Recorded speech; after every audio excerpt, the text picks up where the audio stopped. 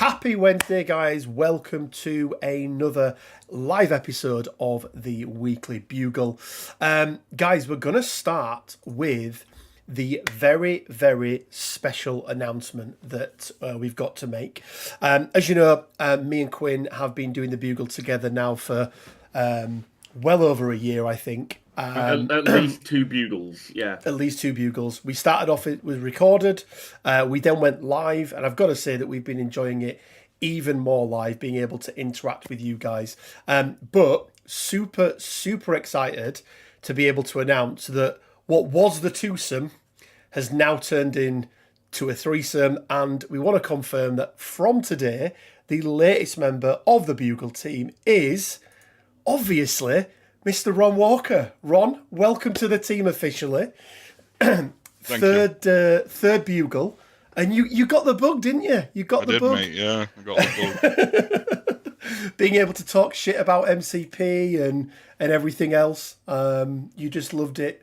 You just loved it far too much. I think you only do this so people can hear your opinions on here and not DM you for them. Yeah. To be fair, I had a guy DM me this morning. Well, I also think as well that you guys never saw the number of messages Ron sent that just got blocked. So I think now he's like, fuck it. At least I can just say what I want.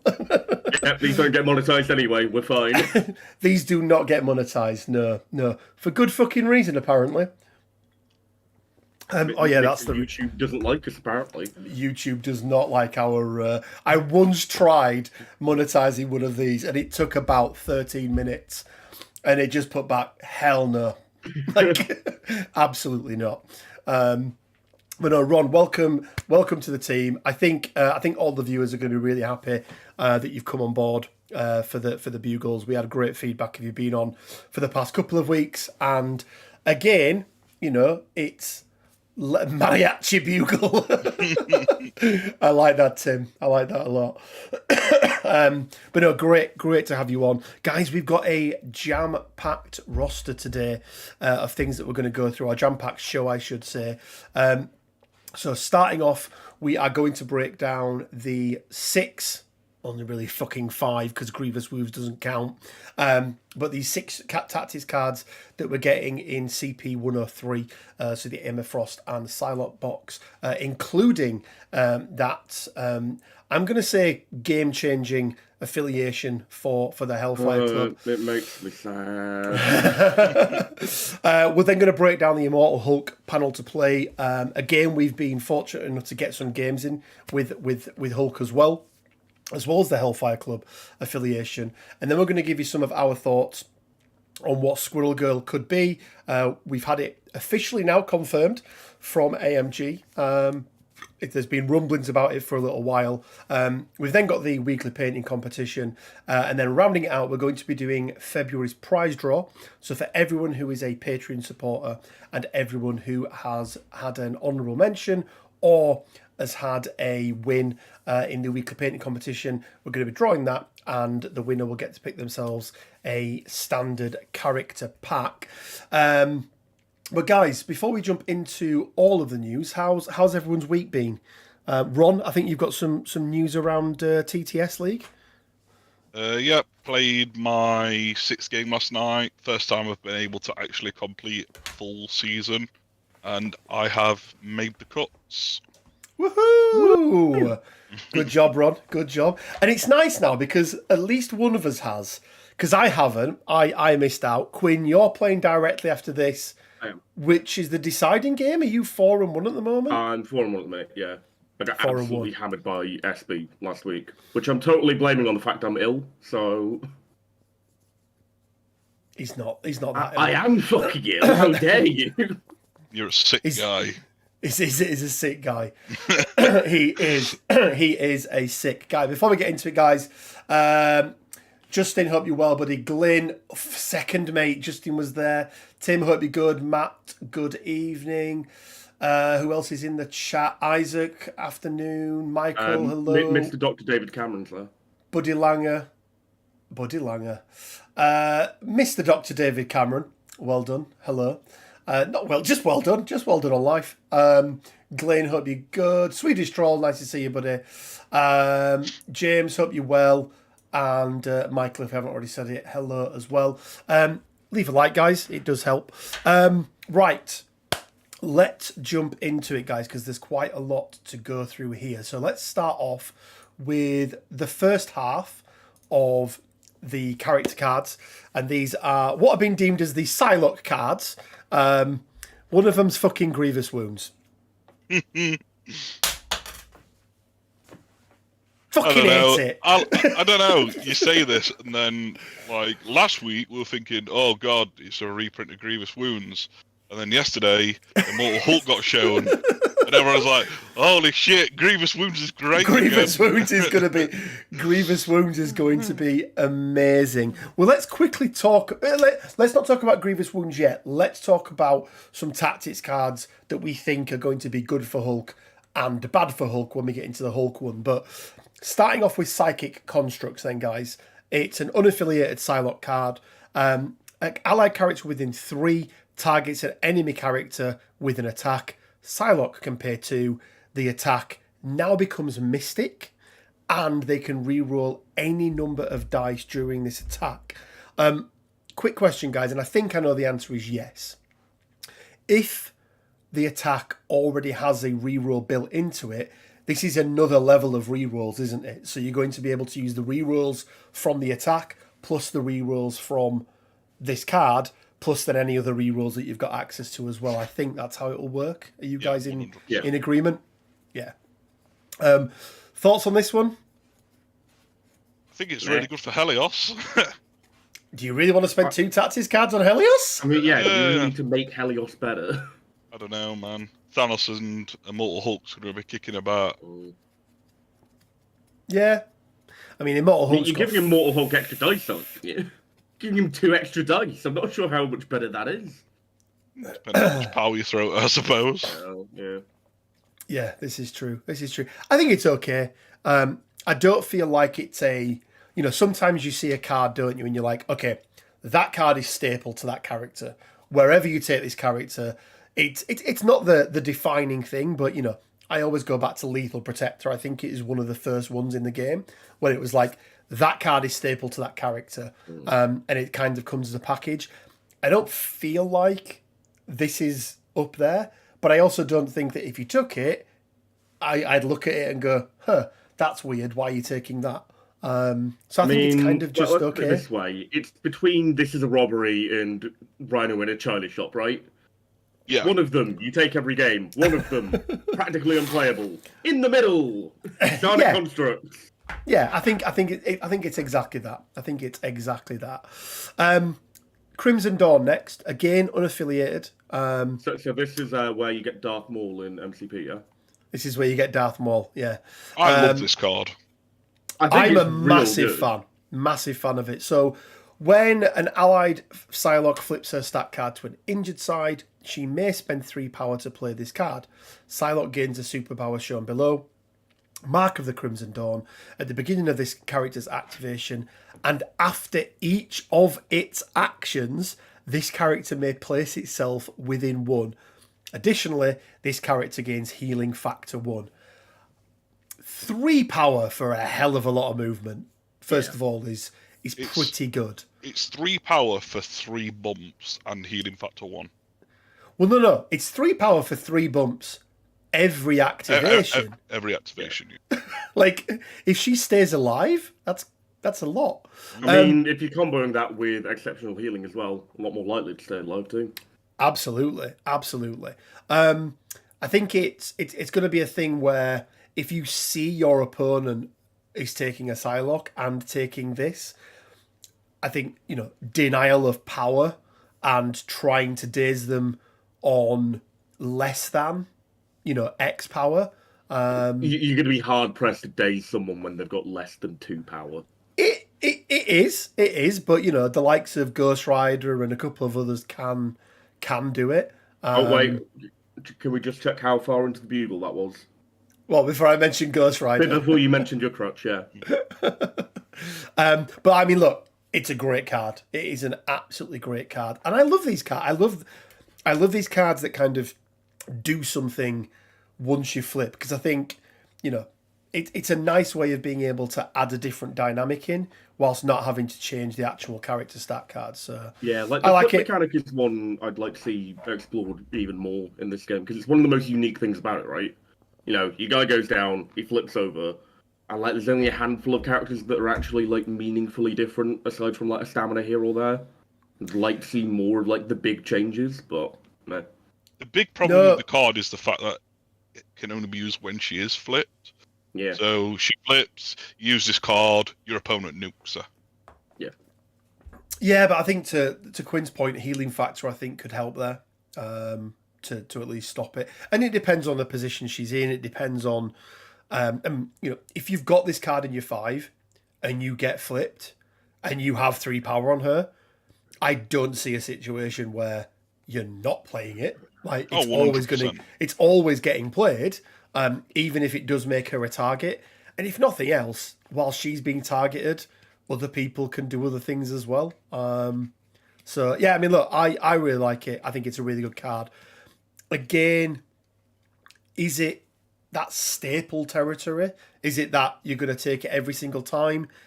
I don't think so. I think you're more likely to see this than Psychic Constructs. Agree. 100% agree, yeah. Yeah, 100% agree. You know, in the great cosmic balance of this as a robbery and Rhino in a China shop, it leads more towards this as a robbery. I feel like this is more up there with cards like it's not this is a robbery, because no, and it's not even like an Age of Ultron, really, is it? Because even this is a robbery. There's argument to say that even if you're playing Researcher, it's still worth taking it. I mean, it's definitely not, because I read that card whilst playing Researcher and realised, oh, I can't do anything here. Oh, can you not actually pick them up? And they have to have an extract token to be targeted by it. Ah, interesting. Which made me very sad. Yeah, interesting. But yeah, overall, what do we think, guys? Now we've seen Emma's sort of full arsenal. Has it elevated her? Has it pushed her down a little bit? Do you think she's going to be a 4th threat? You see, I think in affiliation, she's I think we'll talk about Psylocke instead of Emma, Rich. Sorry, Psylocke, yeah, Psylocke. For me, I still think overall, for 3 threat, you can have magic. And that's kind of where I'm at with X-Men at the moment. Like, I think if she's going to be seen anywhere in that, it'll probably be X-Force. But Crimson. Yeah, Crimson. If she's affiliated Crimson, I could see like Daredevil actually taking her. Yeah, no, I agree. Kingpin's definitely not, because Rhino's a thing. Yeah. I mean, you're not taking Daredevil. Her. She's fighting Killmonger, and Killmonger has usurped the throne. Yeah. Which is It'd be pretty good, especially with some of the big boys that are on the field nowadays. Cool. Okay, then. So let's move on to the second set, and I think the one that was the most interesting. So these are Emma's set of cards. Let's start with Headmistress. This is an Uncanny X-Men card. So not that we needed any confirmation anyway, but if we needed it, confirmation there that Emma will be part of the Uncanny X-Men. During Emma Frost's activation, she may spend X power to play this card. For each power spent, an allied Uncanny X-Men character that is not holding an objective token may advance medium. So, you know, we've seen cards like this before. Avengers Assemble. To me, my X-Men, I think, is another one. This is a slight variation on kind of all of them in that you can't be holding an objective. It's Emma that spends the power. And it's an advance in any direction, which I think is pretty good. It's also a medium advance, which is actually quicker than a number of X-Men characters. Beast loves this. Like, I mean, yeah, it's pretty bad when Emma can get Colossus to move quicker than he can himself. Like, haul your fat metal ass over here now. We're joking. Colossus is never seeing the board. I played a game with Colossus this week. So shut up. 2 games. I remember the first. I played one playing him, and then I played one against him. Yeah. Yeah. I remember the first ever game with Colossus we played, Quinn. You were playing him, and you thought he had a medium move, and Yeah, we and played he- the and he entire was game still shit. as a medium move, and you went, "Oh my god, he's so shit," and then we realised he only had a short move. But yeah, Ron, thoughts on the card? Is there some value in this? Absolutely incredible. God, it's fucking busted. To be The fair, X-Men need to be better, right? the Yeah. X-Men were struggling with movement. Like, they were really struggling getting around the board. You know, X-23, Honey Badger, To Me, My X-Men, The Bump. Like, they were struggling, so I think this helps them out. Yeah. X-Men are already top of the meta pretty much. Let's give them a busted character for one, and then let's give that busted character a busted card that can only be used in that busted affiliation. Yeah, I do feel like Emma is going to take that 4-threat slot in Of course, X-Men she now. gives them access to like an actual mystic like powerhouse. Well, Yeah. Colossus never had a chance. No. I'm the only person alive that plays fucking Cyclops. Rogue, you kind of see every now and again, but Rogue I don't always think you'll seems see it to anymore. hold back. Rogue to me is a lot like Angela, and I know we have this discussion a lot, but on paper, great character. In reality, never rolls well. Yeah, that's fair. So, question from Buddy Langer. With Emma spending it, it is interesting. Medium is so good, but is the opportunity cost of her power enough? How many moves make it worthwhile? I think one move makes it worthwhile. Any number of 100%. moves. Yeah. It's A medium move for just some power and a tactics card is massive. Like, people used to play climbing gear in, like, extreme conditioning and stuff like that when they were in the game. Why would you not bring this? It's huge. Yeah, it is awesome. And remember, she can spend it and move herself as well, because she is an allied uncanny X-Men character. Because it doesn't say other allied characters, does it? So I mean, she can even spend then, it just paying herself. 1 power for a free medium move on Emma, round 1, not awful. I'm just thinking, Quinn, now, like, you know, that some of the things that are out there, like, you know, paranoia pummels, getting people up the board to be within 2 when then they actually, you know, pick it up. Actually, comboing this with First Class means that you can do safe extract plays with Emma. Because she walks forward once, walks forward to a hammer again, picks it up, walks back. Yeah. Well, she needs 2 power for it. She needs to get an extra No, she power, doesn't. No, she doesn't. Of course, because she's going to get. Free. There we go. Yeah. No, because she'll spend the power for this, so she won't have a power. Because it's not a free interact, is it? It is a Or free it? interact. Yeah, it's a free interact. It's not like Mystique where you have It's to not pay like and then you get Mystique, it is back. it? It's a free interact. Yeah, Greg says compared to aim lackeys, it's fairly strong. Hell yeah. Yep. 3 power for 3 characters to make a move, as opposed to 3 power for 1 long move. It's No, pretty one short damn- move. It just means that they can make a move action during their activation. Aim lackeys.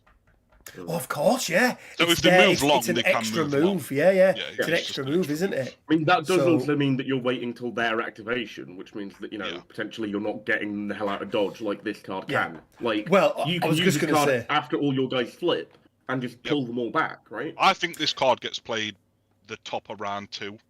Everyone's got an extract. You either have priority, you don't have priority. Either way, you're going to spend all of Emma's power and literally just pull everyone back. Well, you're not, because they need to not have a token. Okay, Yeah, I they did can't be miss that holding. bit. They can't be holding a token. But Okay, even then. so, So it is a round 1 play. Yeah. yeah. Like, I think this basically just replaces Eyes on the Prize in an X-Men roster, and you just go, Yeah. cool, Emma's going to be my safe extract grab. Done. Yeah. No, it's really good. Oh, it doesn't have to be Emma. It can be anyone. Could be Yeah. fucking So- Colossus if you really wanted to. Talk about a card stapled. I Yeah. think this makes every X-Men roster. I mean, I God, think every X-Men squad that's playing Emma is playing this card. there's playing Emma. Researcher. There's no to fucking hold. There's no to drop. Like, imagine that, her turn, right? Because that's the only thing, is it's during her activation. But move her at once, get a couple of power, and all of a sudden you go from having no people on the front on a middle point to 2 or Everyone. 3. or like somebody on a back point of Gamma. Like the potential for this is huge. I mean, I do absolutely love just the style flex that Emma has with this card. I'm just going, oh, to me, my X-Men. Fucking come here, you cunts. Move faster. Well, it's not even come here. It's you go there, you go there. Do my bidding, pawns. I mean, yeah, basically. The only saving grace with this card is that it's not unaffiliated. Because I think the only saving grace is that you can't play it in fucking Hellfire. Jesus Christ. Could you imagine? Could you imagine? Oh, I'll have Hulk move medium round 1. So, mind transfer. Unaffiliated, during Emma Frost's activation, she may spend 4 power. She's quite power hungry, isn't she, on these cards? May spend 4 power to play this card. Choose an enemy character with an activated token within 3 of Emma. Move another character that does not have... Move it to another character that does not have an activated token within 2 of the chosen character. So if somebody's gone with Wong first and Strange is stood next to him, you get to deny Strange activation whilst not impacting but then priority. Wong gets to go again and heal him more, so completely broken. Oh, yeah. One gets to go again and double strike and kill everyone. I mean, we all know it happens. I've done it. This for me is a little bit in the category of kind of Psylocke cards, where if somebody took it, I'd be like, okay, like, you know, it's okay, but I don't feel like it's a card that is staple to her. It's a card you can play around, right? But I think the issue arises when you combo this card with sort of its polar opposite in the form of deception. Mm-hmm. It's like, oh, cool. You can either not stand within 2 so I can't mind transfer you, or you can stand within 2 so I can't deception you. Make your choice, like, you know, go for it. Like, me and Quinn played this, and it's like we played this, and it's just horrific. Like, you just don't know what to do. You're either losing a character that's getting sucked in by Mystique and then dazed, or your main piece is not getting activated and your shit it is. It's even worse when there's grunts on the board, because you can transfer it from the grunt to the character, and then there's no downside to it because the grunts can't activate themselves again. Yeah. I mean, also, like, you know, Emma has Bend Will on her builder, so she can move people into range 2. Yeah, it only needs a wild, right? Is it a wild and a hit, I think? Hit wild. Wild and a hit. Hit wild, Like, I've made so many attacks with Emma. I think I've gotten that trigger off twice. I have, like, I've one-shot characters more often with that attack than I have gotten the fucking trigger off. But, like, also, the thing that makes me a bit iffy about this card is, aside from Thanos, most of the big characters in the game want to be going first anyway. Because they want to be getting the jump on characters that have, like, been flipped or whatever. Like, they want to go into those easy targets before they get the chance to run away. So, like, it's not as useful, I don't think, as, like, a deception or something in that vein. I was just going to say, I feel like where you're going to get the most potential value from this is in round 1, right? Where somebody's moved up and you find a way of then, you know, somebody's double moved up with, you know, whoever it is, and they've got a Malekith sat somewhere or whatever else. You can somehow manipulate characters to be within 2 of Malekith and then play this and then move it over. I don't know how the fuck you do in that round 1. It's 4 power and range 3. Yeah, like, what the fuck are you on about? No, the that biggest, is fair. I don't even think the power's that much of a problem. I think the biggest issue with it is range 3. Yeah. It's interesting. I just think it's, you know, I think there's a couple of things that go against it. Hey, Sean. Mainly that range 3. Power's okay. And I think, Quinn, I think your point is really valid. You tend to activate your big characters first.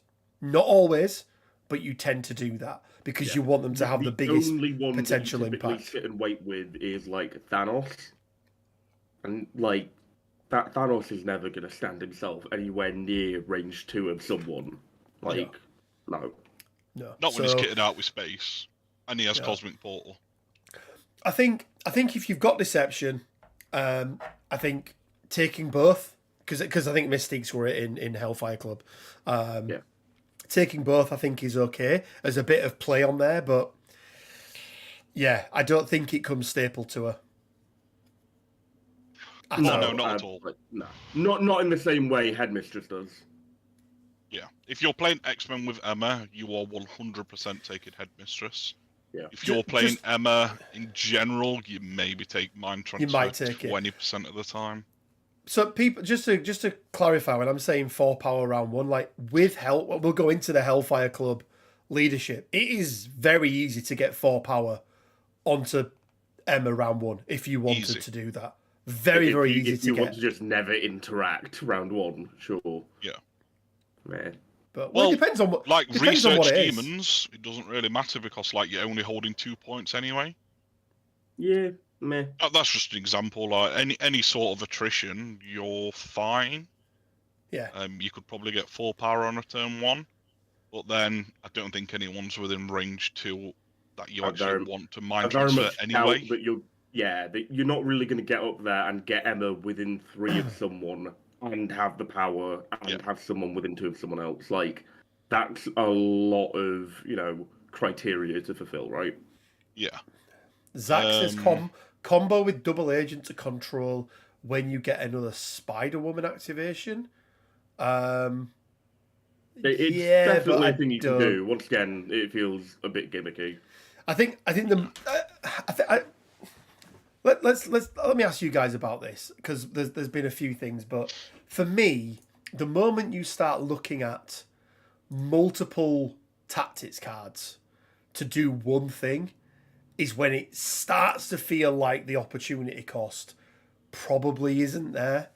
Unless it's going to put you massively up on objective somehow, it's typically not worth it. Yeah, so obviously when Jugs first came out, I made up a play that was Hulk, Jugs, Mags, and that takes 2 tactics cards round 1. And that is a Gamma Launch Jugs. He moves, he sits there, you asteroid and Mags in on their backline. That takes 2 cards, but that also dazes 3 characters. Yeah. No, it does. And we've seen it before. The old pairing was all you've got on field dressing, right? Yep. But I think some of those other ones, I just think the opportunity cost is probably not quite there. It's crazy high. Because you only have 5 cards, and you're likely to be taking both your restrictions. Well, and let's be honest, if you're taking Emma... And Hellfire Club takes a card. You also might be taking another card run as well. So let's get on to the bones of this one. My Hellfire Club. Let's zoom in on this. Won't let me zoom in on it. Okay, never mind. My Hellfire Club, unaffiliated, reactive.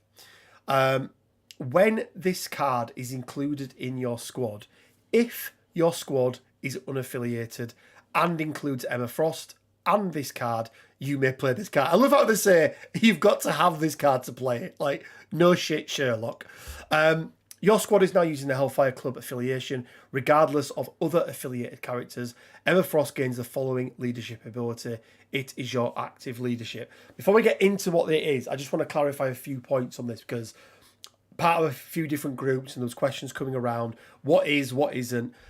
You could run a full Avengers roster with Steve in your squad and take Emma and use Hellfire Club. The number of characters and things like that, and whether you've got a leader, have no impact on whether or not you have to use an affiliation. You're never forced into it. You can play Avengers characters with an Avengers leader and say, I'm unaffiliated. So you don't get access to their leadership. You don't get access to their cards. So you don't have to worry about being over a certain threshold or anything like that. It's a choice you get to make when you're building your squad. So that's the first sort of thing there. Because I know that confused a few people. So White Queen's Pawns. Once per round, at the end of an allied character's activation, Emma Frost may use this leadership ability. When she does, all other allied characters contesting or holding objective tokens gain 1 power and remove 1 damage. All other allied characters that are either not contesting or holding an objective token lose 1 power and suffer 1 damage. Emma gains 1 power and 1 damage for each damage and power lost, basically. So it's a transfer of damage and a transfer of power. Fuck me, this card is good. Oh, it's Like, insane. Yeah, you weren't convinced by it, were you, Rich? Well, I'd read it wrong, and As you tend to do. dear Lord, and I think it's good it's good for a couple of different reasons. First of all, just to clarify, this is a tactics card. You have to take it as part of your 5, and it takes up a slot. However, in the past, we've said that's been a problem because there haven't been a problem for shit leaderships. for okay leaderships. Oh This, no, it's however, only ever really been a problem for Black Order. I think we were like, oh yeah, big problem for Weapon X. It's probably fine for Weapon X. yeah. But yeah. So that's the first thing, that's the only downside to it, by the way, guys. Unaffiliated Quinn. Ron, we've spoke about before, and Quinn, we've spoke about the flexibility that unaffiliated brings you. And I think it was either Pagani or Schick that once said, Pagani, I believe. yeah, unaffiliated is the strongest affiliation in the game. It's just that people haven't done much with it yet. And the evidence shows for that, right? If you look at the number of unaffiliated games on Longshanks, not that that's the be all and end all of data, but it's the data we've got. It's the bottom by far. I think I've played almost 40% of all unaffiliated ranked games that have ever been played, which says a lot, because I think I did about 15 or 20. So it doesn't get played a lot. But the fact that you can take whatever characters you want and it has no impact whatsoever. You don't have to worry about taking X, Y, Z and slotting somebody in. You can just pick whatever characters are going to benefit from an extra power, or whatever whatever characters can maybe take that damage, don't really care too much about the power, and can heal it back, or characters who take a damage and get 2 power for it. So they actually get a gain there as well. You've got the Sins of the world and the Red Guardians of the world, and I'm sure there's others, and there will be others in the future. It's mental. It is absolutely mental.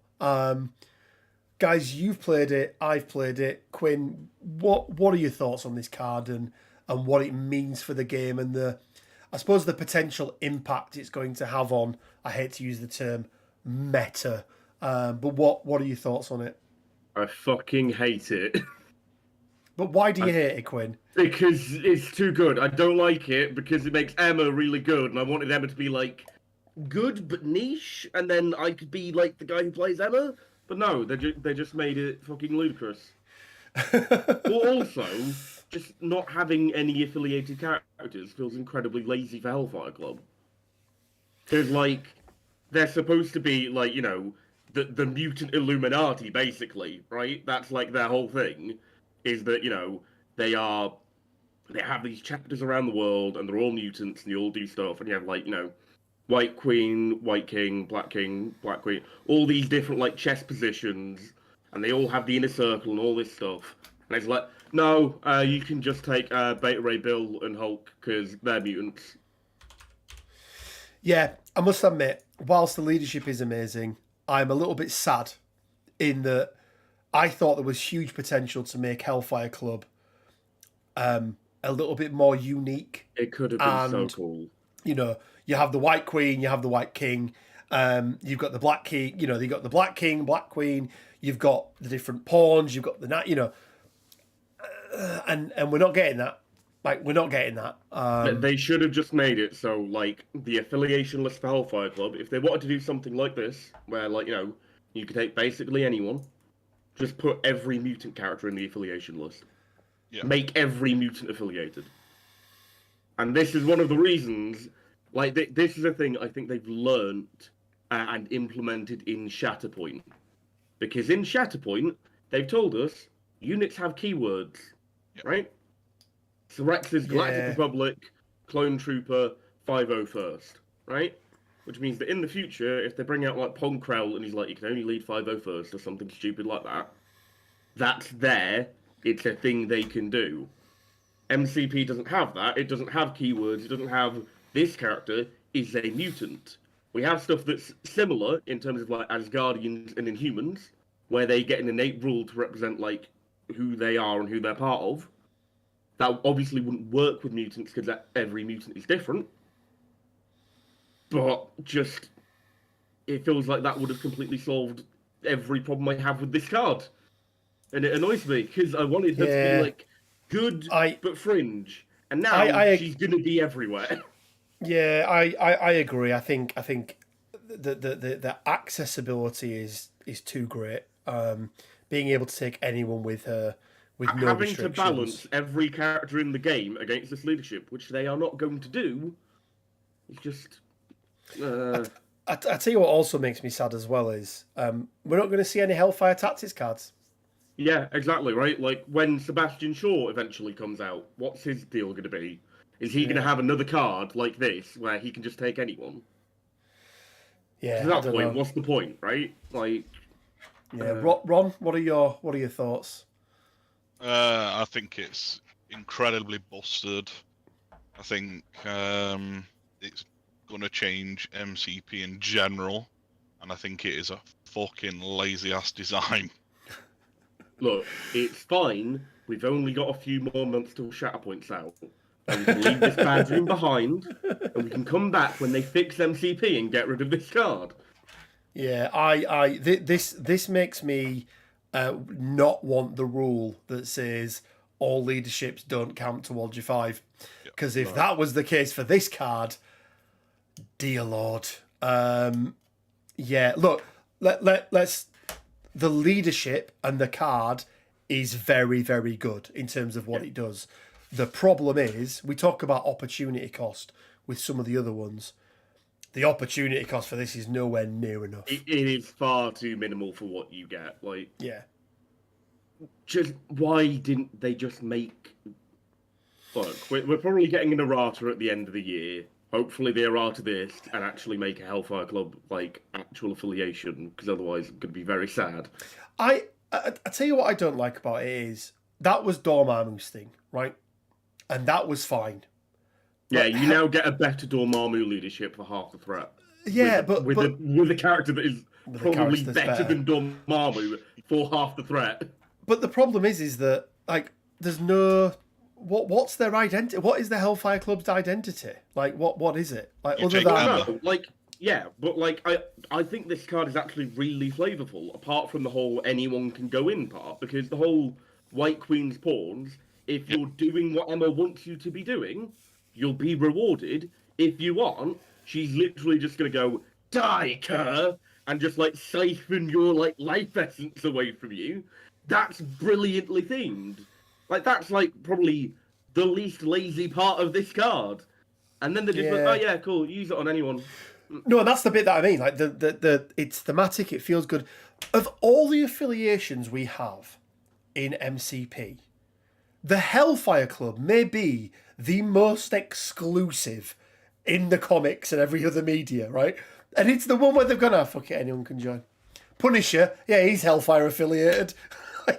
Even the Punisher, even the with, Punisher, like, the ludicrous number of mutants that are in this game, which I know you hate, Ron. Like, it still would have been some sort of limiting factor, right? Like, you could have also, like, I would have loved it if there was a clause in this that just went, if you have any character that is not affiliated in your squad, you can't play this card because you're not a member of the Hellfire Club. What the hell are you doing here?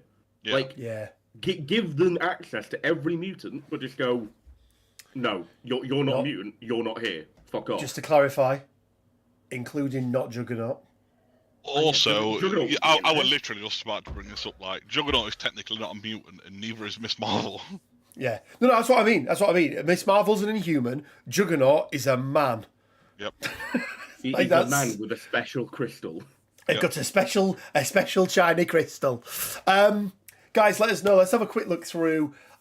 So some of the feedback is so Sean, first of all, yes, Rhino's ornery would get triggered. You still can't take Dormammu with Hellfire. That is true, Anish. And the reason why is Dormammu's card specifically says ignore all other leaderships. You must play Dark Dimension when taking this. Buddy Langer brings up a good point, and I think it is a good point for the game. I just don't necessarily think it was the best affiliation and leadership to do it with. But from a dollar efficiency point of view, Emma makes your collection awesome, one leader for all. And I do think that's a valid point, that we've got a leader now that can lead anyone. I just don't think Hellfire Club and Emma were the right people to do it with. Nah, Avengers are already a thing. Well, I mean, yeah, Avengers Cabal, there's 90%. I mean, like, even just like having like Silver Surfer, just like everyone gets to be a Herald of Galactus now. That would make more sense to me than this. Oh, we'll have Apocalypse and we can have 7 Horsemen. Interesting. Mid-table obscurity says Hellfire Club will take everyone except Dormammu. They have standards. A good limiter would have been that anyone can be affiliated as long as their threat. Oh, as long as their threat is less than Emma's, so it leans into the pawns thing. I would have been, if you'd have maybe made Emma a 5 threat, I would have been okay with that. That would have been a cool little twist. But they haven't done that. They've just opened it up to everyone. So you can take 7 threat. By the way, you can take 7 threat Immortal Hulk, and he does some real fucking damage. Yeah, he's a bit good. Like I've played Hellfire Club twice now, and I've taken a squad of Emma, Hulk, Bill, Mystique, Iron Man. And I've won both of those games round 3 from just... One of them from seemingly nowhere. The other one was just a shit stomp. Like... One of them were against me. And I killed Iron Man round 1. And it didn't matter. You did? You could have took Iron Man off the board and I still would have lost, being 3 threat up. That's crazy, isn't it? That is crazy. Ryan says, not sure... The tactics card slot is worth the squad flexibility. It certainly is. I mean, look, and again, it's all. Everyone has different views on everything. I would say it most definitely is. But also, Buddy Langer brings up a really good extra point, Quinn and Ron. In the future, do AMG have to balance every single character based on the fact that they can just get an extra power? Yes, well, 100%. We know for a fact they're not going to, though. And that's a problem, right? Because what, do you think they balanced 3 years of releases around this that's only just come out? Because I can tell you now, they're fucking not.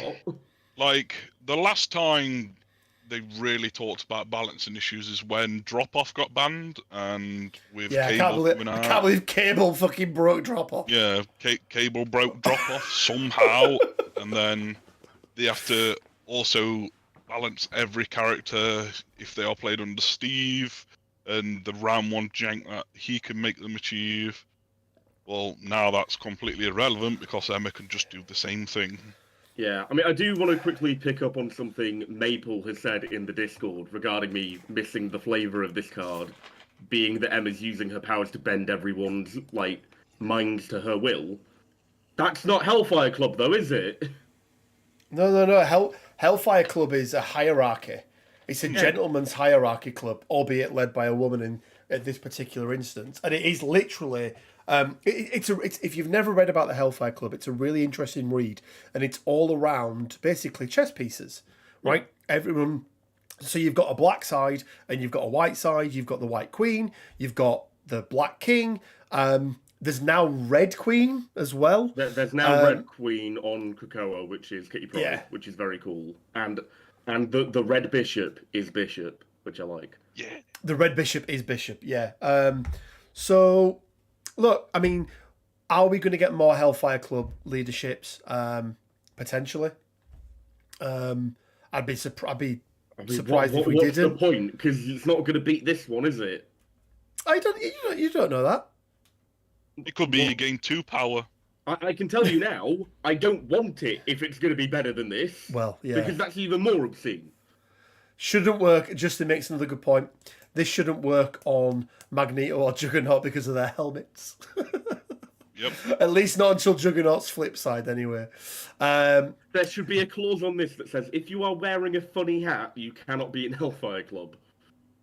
So Dark Dimension already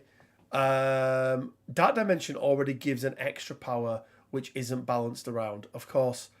Yeah, but the difference there, Greg, is that you've got one character that's taking up somewhere between 60 and 40% of your entire threat. And a character, by the way, that is shit. So Well, I won't go that far. He's not shit. He's just not worth 8 threat. Like, to fix Storm Armor, don't get me wrong, give him but skills on defense. If he was 2 threat, it'd be fucking amazing, Ron. It'd be yeah, everywhere. but you know what I'm saying? Like, the way they fix Storm Armor is they just give him skulls on defense, and he's completely fine. He is, yeah. Sorry, or you give him some actual method of gaining power because his build is fucking weird. I want to clarify this because when we throw out words like the best ever and shit, you have to remember, guys, that the difference between the best ever and shit is often 2 stamina here or a reroll here, or So when we're talking about this, just always keep it in your head that You've also got the major factor of our fucking opinions, which you don't have to listen to, by the way. No, that part's fucking true. Oh, do they? Ignore what Quinn says. Ignore that bit. Now you've done it. Ron's going to be playing Spring into Marvel with Dark Dimension. Dark Dimension, I have an obscenely good record with, as far as I am aware. Let me just check my Longshanks quick. I'm pretty sure I think it's almost as good as Mind Humans. Yeah, but this was also when Herbs was a thing. Yeah, also, is it fucking boring, is the other question. Yes and no. Yeah. The answer is yes. I wanted Hellfire Club to be an actual thing. I was going to play this at Spring into Marvel. Now if I do it, it's just going to be obscenely powerful. Like, that's true. That's not what I play this game for. Like, cautious, I don't play meta shit. Cautious of time, guys. 101 of you in the channel at the moment, guys. Drop a like if you could. It'd be greatly appreciated. Let's jump in over to the other meta-defining character in the game. I'm joking. I don't know if he's going to be the Immortal Hulk. So, Immortal Hulk, the Hulk that nobody asked for. Because if we just, why not do World War Hulk anyway? We was going to be a Rivals panel, I'm fucking telling you. So Immortal Hulk, aka Bruce Banner, 4-3-5 defensive stats. He's got 15 stamina. He is 7 threat. He's a size 4. He's a short move, and he comes on a large base. It's really hard to say, isn't it? Like, how does he stack up against all the other 7 threats in the game? Because there's only one. And he's also busted. But stat lines when you get to this sort of threat don't really mean anything. It's really the words on the card, isn't it, that makes the biggest difference. So let's look at his 2 attacks to start off with. First of all, Smash. It's a range 2 physical attack, 7 dice, obviously 0 cost. It's his builder. Power equal to damage dealt. And he has a wild throw of size 4 or less. It's short and it is omnidirectional. Look, this is a pretty good builder. Even for 7 threat, this is a pretty good builder. Well, it's a flat improvement over old Hulk's builder because you've replaced the push with a throw, right? Yeah, absolutely. And again, if we look at the other 7 threat, that is the same number of dice. It doesn't have a throw on there, but it's range 3. So, oh no, he's only range 2 actually, isn't it? His is Malekith's. Yeah. So you know, Midnight Blade's range 2. but it's energy, and he has other things. So Energy, I feel like pierce, he does bollocks with Ferocity. skulls, you know. yeah. Ferocity. So yeah, I think he's good. You know, I think it's a good enough builder because he does have, you know, a little bit of things that he wants to spend power on. So that's throw number 1, guys. Keep a tally. His second attack then is Gamma Burst, range 3, which caught me off guard. I was playing Quinn yesterday, and I didn't realise this was range 3 until I read it again. It's a bit good, isn't it? It's a bit good. 10 dice, 5 power. Before damage is dealt, this character may throw the target character short. Any size character, by Dormammu. Omnidirectional, any direction. The target character does not gain power for damage dealt by this attack. Just to clarify, they will gain a power from the throw. So that's if they're thrown into something, they will get the 1 power from the throw. But any damage that it does, it won't do. And also the throw is a may, so Hulk doesn't have to do it. Ron, what do you think about this one? I think it's fucking unreal, man. It's crazy. Like, 5 power, 10 dice. you can. This is online turn 2. This is just mad. You know, it's the fact. The biggest thing is the fact that the throw is before damage. That's the big thing. So you could spike them, guarantee that they are dead, but you still get to throw them into someone else first. I think the thing that this is range 3 as well. Yes. Really helps him because it means that I know you still may have to do it. You know, you may have to Gamma Leap, but you're not always going to be reliant on that Gamma Leap using 3 power to actually be in range of somebody to do the attack. And I think that's pretty good. And then power denial is huge. Absolutely huge. And because he's 7 threat as well, it's more than likely that you're going to be keeping priority. So it's the fact that you're going to kill someone, they have no power, and then you kill them again. And they just sat there with a cock in their hand. So I'm just having a quick look. Killing 6 threat Hulk is easy. He's pretty easy most of the time. Jesus, man, I need your dice. Okay, Lucas, I'll buy whatever dice it is you've made. Ryan Farmer said, what are you using to kill a 6 threat Hulk? Yeah, okay, I mean, it's a good point. It doesn't stagger like normal Hulk, and that is true.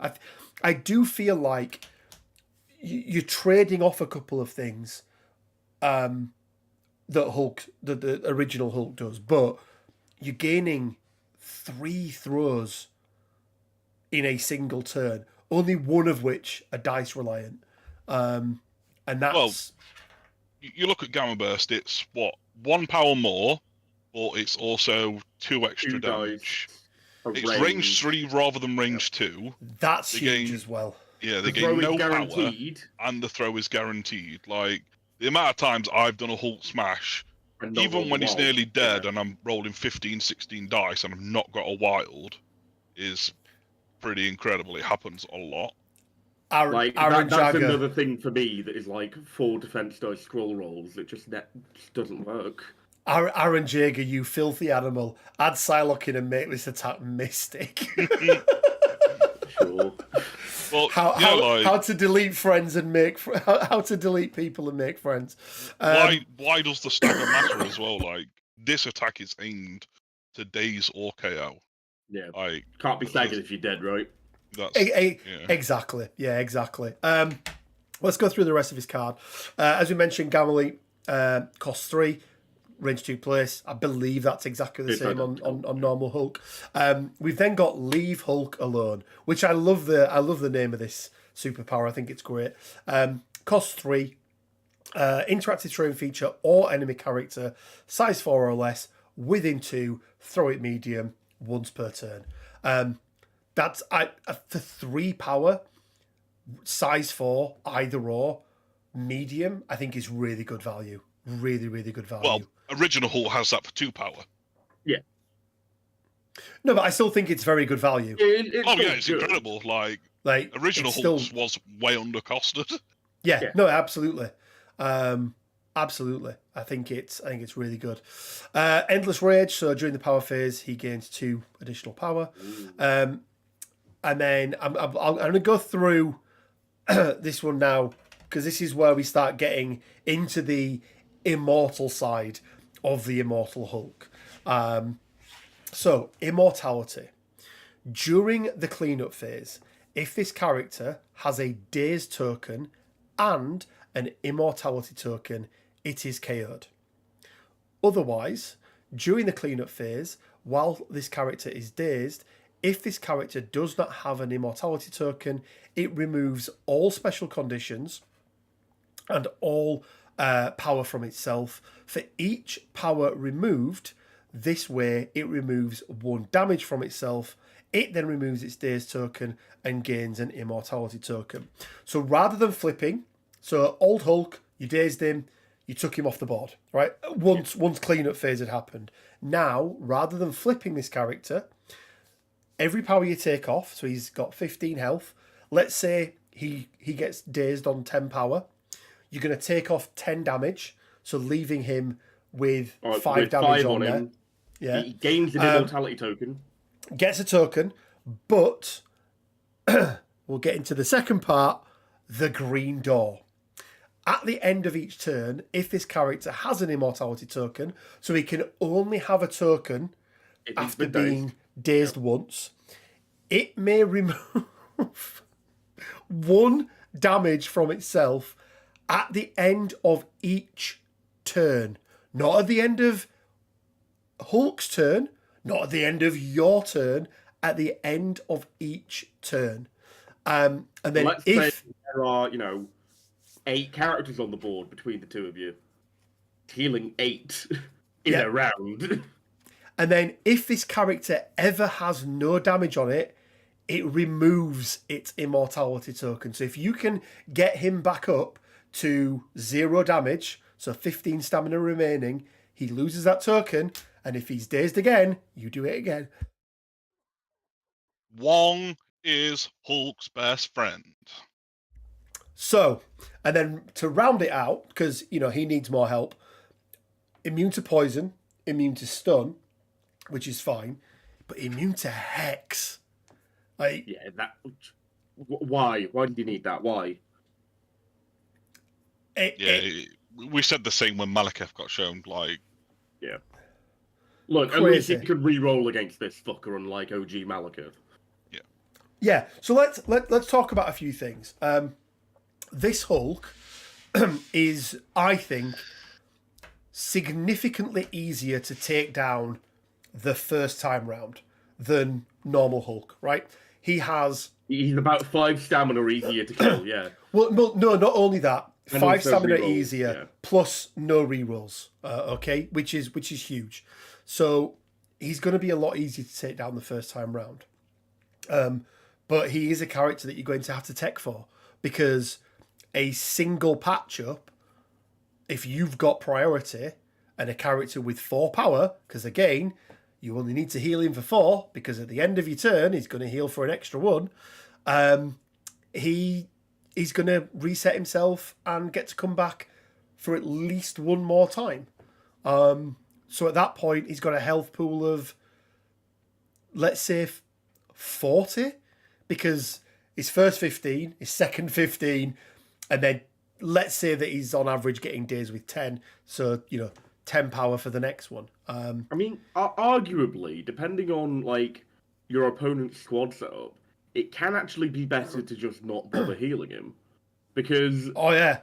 Yeah, because, if they've only got, small arms fire, a bunch of rapid fire characters, and they've got no, incinerates or anything, he just sits there, tanks most of it, and goes, cool, you did 2 damage to me this turn. I heal one of it off. I now have one of my goes. I heal the other one off. And I'm just going to keep doing this until you waste all of your actions this round doing nothing to me.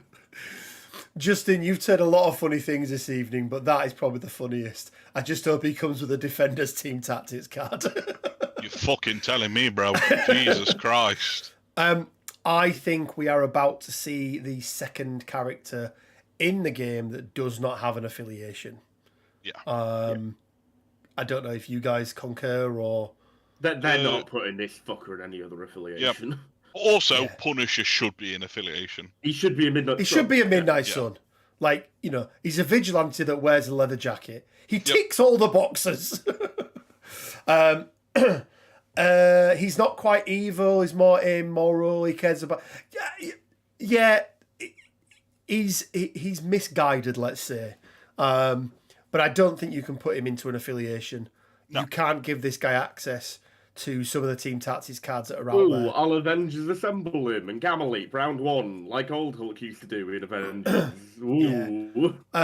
However, I think let's have a quick chat about where we think he could work. Everywhere. I think. Well, you say that. I don't know. I don't quite know if he does fit. Yeah, I don't think I take him in Inhumans. Well, no, but like most affiliations, if they're looking for a big splash, this guy fits right in. Yeah. I mean, and 7th Threat is so nice, right? Because it kind of fills that gap of like, you might have taken a 4 and a 3 or a 5 and a 2. Having a 7 weirdly gives you quite a lot of flexibility with roster build or with squad building. Dark Dimension.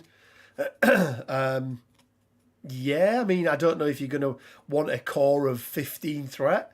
Although, do you know what? On Researcher, that sounds like it could be a hell of a lot of fun. Or Gamma Leap, or Gamma even. Just like... Oh, I'm going to be trying it. I'll be playing a few games with Dormammu and Immortal. Yeah. Oh, God. Can you not play Hellfire. me? I'm already having a bad enough time with MCP. Hellfire, Malekith, Cabal. I think he's great in Guardians. Rerolls. You know, rerolls plus we've also got to remember all of the turn 1 shit that a big base character can do. You know, pick up a hammer, get extra power. Yeah, he's got a lot of stuff. Let's talk about Team Tactics cards, guys. Ron, are there any Tactics cards? I already mentioned Patch Up, but any other Tactics cards that you think are going to aid Hulk, that you think maybe seen sort of stapled to him?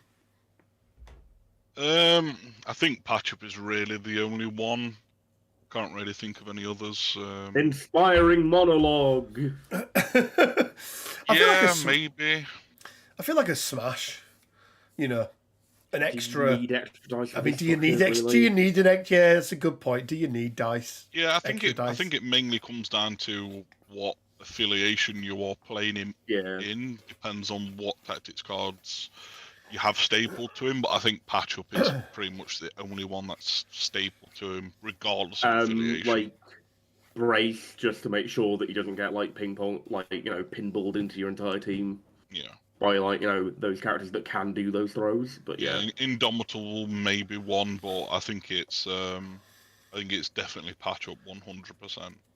The fact that you can bring him back to have 5 health remaining, patch him up for 5 immediately if it's your priority. It's just 1, or patch him up for 3 in Hellfire Club. Use the leadership and let him heal 1 at the end of the turn. Oh, we're losing you a little bit, Quinn. There. Yeah, I don't mind whatever the cost on it either. To be able to do a gamma burst. No matter the cost. No matter the cost. Yeah, not whatever the cost. Dr. David Cameron. Make him a sentinel. The really cool reveal AMG put out. Well, we will do, and we've done. Cody for Legion. Yeah. There you go. We've spoke about it. It's fucking Commander Cody for Legion with Waxer and Boyle. But who the fuck cares about Legion anyway? I mean, I don't know which one it is, but like the clone that's most in the foreground has the worst fucking pose I've ever seen. Anyway, we're talking about MCP. We have to. Yeah. So yeah, I mean, look, he's good, but he's 7 threat, so he should be good. Question is, over or under day 1 release Malekith? Bearing in mind we haven't yet seen Hulk's cards, but over or under, is he a better 7 threat or a worse 7th threat than what Malekith was day one. He's way under. Like, he's Yeah. not a leader. Like, that instantly, like, is a big strike against him in terms of comparison with Malekith. Malekith Not had really, greater because no one played mobility. Malekith leadership. Well, yeah, but like Malekith also had Frosty for 2, which meant he had way greater mobility and threat range round 1. He was getting stuck in there a lot quicker than this whole. Oh, I'm agreeing with you. I think he's under, but I don't think the leadership has got anything to do with it. I think it's a factor, right? It's one of many things. I mean, Well, no literally- rerolls being another one. Literally, like, the only thing with the leadership is it gave Malekith access to Dark Rain, and that is literally it, because no one played the leadership anyway. The problem with Malekith was 2 power ferocity. He starts with 2 power, and you couldn't re-roll against him. Yeah. Glenn, at this point, I'm considering it. Fucking hell. What's that? Leave an MCP Leave for it, shot leave point. it, MCP for shot point. Fuck me. Like, they've ruined my favourite fucking mutant. They've done this. Grievous Wounds. Is it an answer Nah. to him? Not really. It is for a round, but the problem with Grievous Wounds is the timing. The fact that you have to pre-spend for it, and then if you don't get a damage through, it does nothing. Yeah, you have to pre-spend for it, you need damage to go through, and it's only during the activation phase, so you're not stopping him coming back. Because in the OG printing of Grievous Wounds, that was a thing, and it meant that if you dazed a character that had been Grievous Wounds, and they had equal to or less health on their injured side than they did on their healthy side, they instantly died. Yeah, it was Because stupid. they flipped and instantly KO'd, which was dumb. But with this guy, I'd be okay with that, to be honest. But yeah, like you're stopping the green door for a round. Like, sure, it means that he's not removing the immortality token. It's not bad, but it's I still feel not like that great. is a. I think it gives you a window of opportunity, doesn't it? It's then a ticking clock, right? You've got a round to take him out. What it doesn't stop, it does stop patch up as well, doesn't it? It Stops does, any yeah, it healing. does. Stops any healing. Yeah, I think he's good. I think my biggest problem with this Hulk is it's not the Hulk I wanted. No, Right? not If at I'm being brutally honest, this once again leads into my notion that this was a rivals panel. Like, I know you disagree with that, Rich, but I genuinely think this and MODOK were initially rivals panels. Yeah, And they but saw when how is poorly- Immortal Hulk and MODOK been rivals? Well, That's what I mean, they don't- I don't think this was ever meant to be Immortal Hulk. I think this was literally just meant to be an alt sculpted Hulk, an alt sculpted MODOK in a rivals panel, like the OG one with Doc Ock and Spider-Man. well, They no, saw but that's how the thing. poorly that performed. Yeah, but And they they're went, rivals. But they're not rivals. That's the thing. Hulk and Murdoch have never been rivals. It's literally Brains versus Brawn, and it's the first wave of releases outside the core set. Like, that's the matchup they were gonna do. Nah, never. Not What, not you a think chance. they were gonna do Hulk and Leader? Like, what? No, I don't think it was. I don't think it was ever a rivals panel. Jesus Christ, imagine the fucking price point on this rivals panel bot. That's the thing, I don't right? think- They saw how fucking shit the Spider-Man one did and went, well, we're never shifting this. Nah. So I look. I think he's okay. I think he's good, but I don't think he's broken. I don't think he's busted. Oh no, I I think think Hellfire we can Club is way better.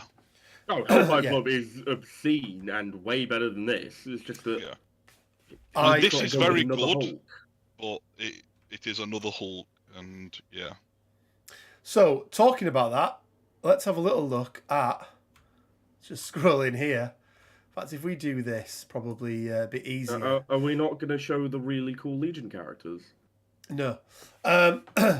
Jimmy Hand 33 says, well, if you guys release a Squirrel Girl, I can't wait to see her sculpts and rules. Atomic Mass Games reply, if we do, we'll need to be quiet about it for about 10 more days. 9 more at this point.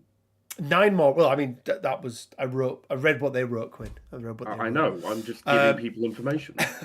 So for anyone wondering where this has come from, this is on, I believe, Twitch. This was a response to a live stream, and something that has been rumored about for a little while is Squirrel Girl, and And it looks like in 10 days, 9 days from now, we're going to get to see, at the very least, a sculpt.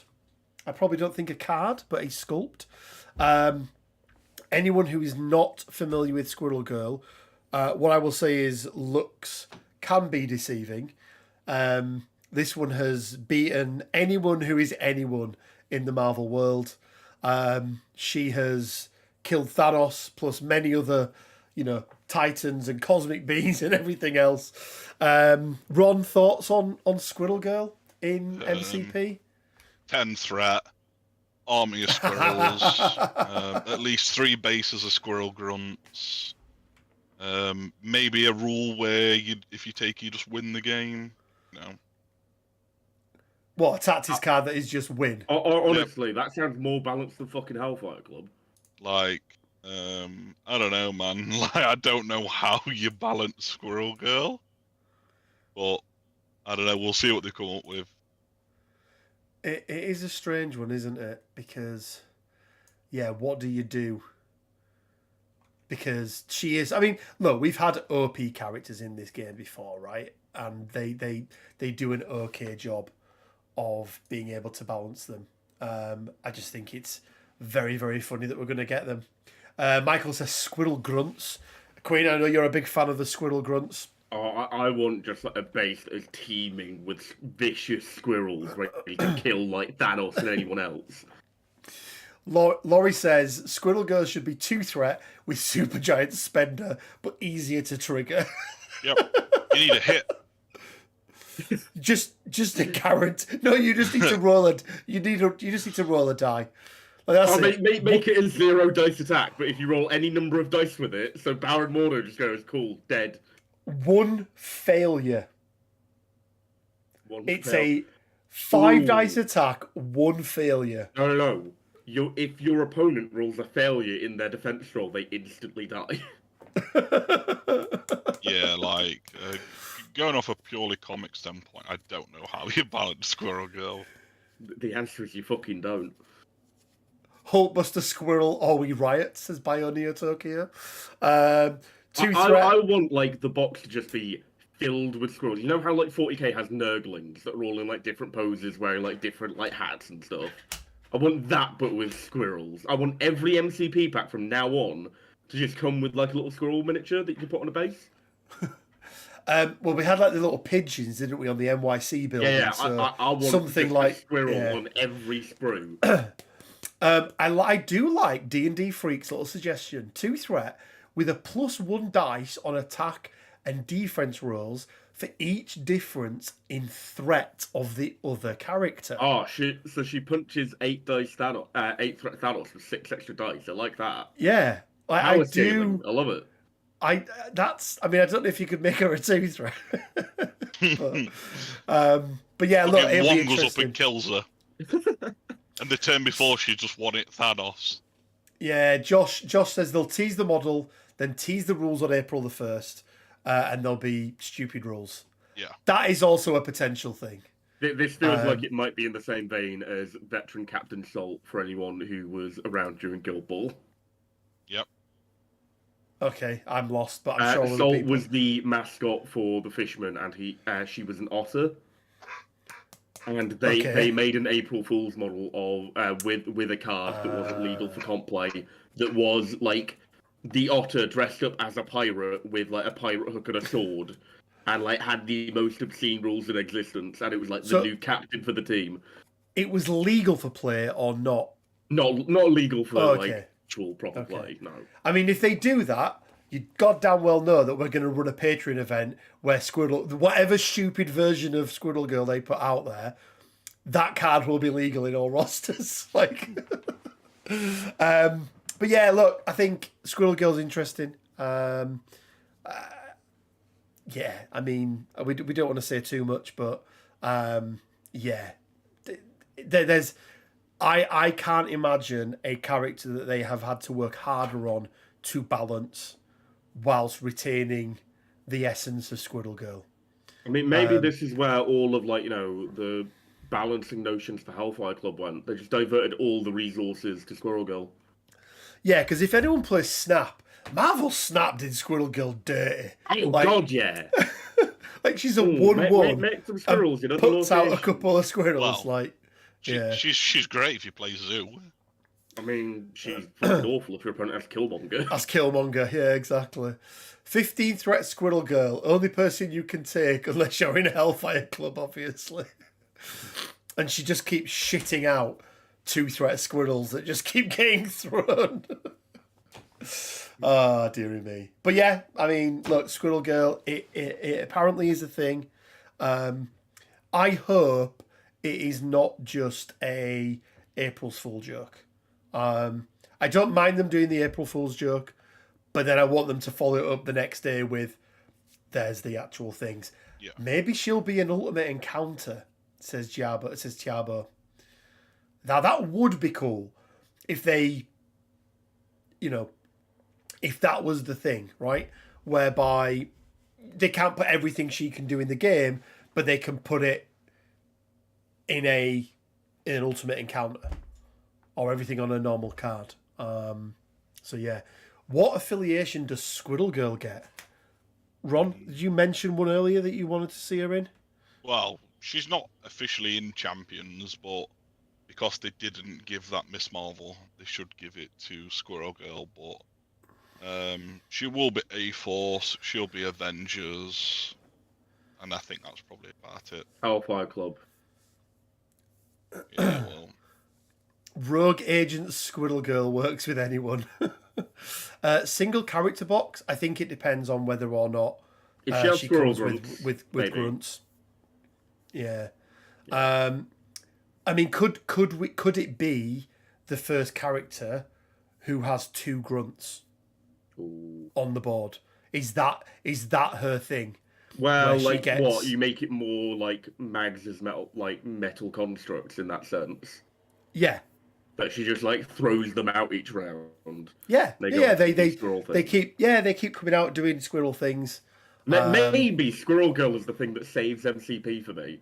I've had my utter heartbreak with Hellfire Club, but if I can play Squirrel Girl and just like throw squirrels at people, I'll be happy. She gets to throw a size 2 squirrel every round for free. Oh, surely they're size 1. They're size 1, but they do like extra impact damage. Like they get a free attack as well as like the collision. Coyote says, in random news, man, I had a hell of a weekend with Hulkbuster being MVP of my first tournament. Good on you, buddy. Good on you. And this is what we always say, right? That ultimately, you roll dice. And dice can be good, dice can be bad. Quinn, we talked about dice yesterday, didn't we, in a game? And one of the things that people often forget is if you're rolling utterly shite dice and your opponent is rolling utterly amazing dice, within the confines of that game, the dice are average. They're just not average for you. So, yeah, it's a dice game at the end of the game. It's the great leveler, Quinn, isn't it, as we like to say. Cool. Let's get into the weekly painting competition. As Ant-Man Quantum Mania came out in the cinemas, we decided that would be the theme for this week. So what is the weekly painting competition? Well, basically, one of us picks a theme for every week. You submit your entries via the Discord, and then from there, we look at all the entries, pick 2 runner-ups or 2 honourable mentions, and we pick a winner. If you get a honourable mention, you get your name put in the hat once for our monthly prize draw. If you are the winner for that week, you go into our imaginary wall of fame, but you also get 2 entries into our monthly prize draw as well. So starting things off then, make sure I've got the right ones up. So yeah, starting things off is a very good friend of ours, Mr. Dr. David Cameron, with his use of what I imagine was the very shit dice that did him no good for his Ant-Man. But I really like this. It's like peak dice gel, right? It is, yeah. And I also like the actual picture itself. Like, you can see the transition from big Ant-Man, or like, I suppose, normal Ant-Man, into tiny Ant-Man, and then he's on the MCP dice. And Swedish Troll just put, I still feel bad for the one guy who legit thought that Wolverine was in the movie. That did make me laugh. But I think as far as the paint job goes, it's the one that I will say is it's clean. Like the light, there's very clearly defined lines. I really like the metalwork on the helmets and on the gloves and things. But Quinn, what stood out for this? What stood out with this one for you? I have one major gripe, but I'm not sure whether it's actually a thing or just lighting. Really hope those base rims aren't fucking grey. Oh. There's only one colour for base rims. Brown. Also, Austin's just made a really good point. That dice would be fucking massive in real life. Like, you'd be rocking up with like an MCP dice this big. Like, well, no, like if you I could probably roll them. If you go on the actual scale of like Ant-Man being the size of an ant, I reckon there's like a species of an ant small enough that you could put it on an MCP dice and be like, roughly right. I mean, also, if they are going to be like comically large, they'll be like those foam dice that you get. Yeah. Dark grey. Lob them across the room. Dark grey, says David. Can we rescind this entry? Can we take it out? Yeah, I'm not sure. No, but yeah, no, it's really good. Really liked you, David. So well done. Next up, we have Mr. John B.W. What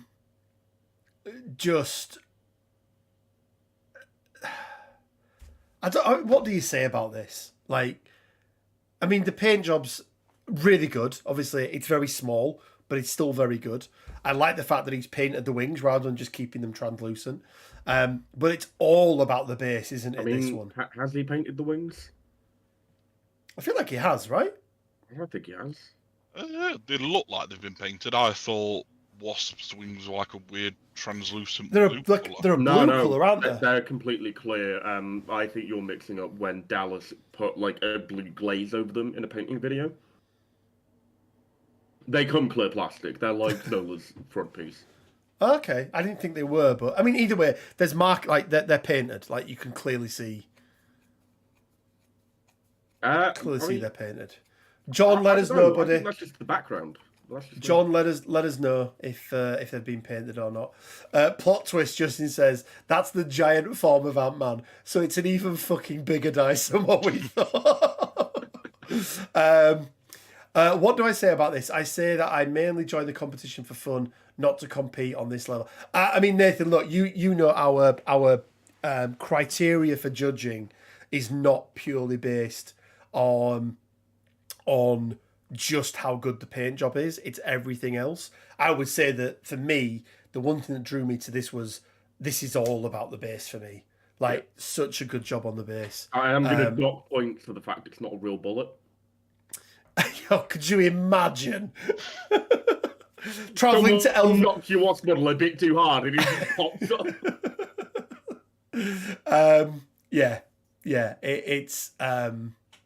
It's real good. And I think great use of a ring pull from a can as well. Yeah. Because I do think that is just an actual ring pull that he hasn't painted. I think that's a ring pull that he's bent slightly, sort of in the middle, so it's not a flat ring pull, right? This could have only been made better if that ring pull was firing off a can of Cherry Pepsi Max as the bullet went into it. But yeah, really, really good job, John BW. Absolutely amazing. And then the winner for this week. There was only one winner for us, Quinn, wasn't there, and Ron, when we saw them. And it is, can we call him Brodock? Brodock! Brodock! What an absolutely... Let's make this a little bit bigger just so we can see him in all of his glory. There we go. This guy fucks, man. Like, he is a full-on Chad. Yeah, this guy, Brodock, he's got the flares as well, like the jeans on. Jeebs, sorry, we didn't say his name, but Jeebs, really, really well done on this one. Love the glasses, love the jeans, and it's it's still a really good paint job as well. Yeah. Still a really, really good paint job. Fucking Oliver Tree Modoc, man. What the fuck? Oliver Tree Murdoch.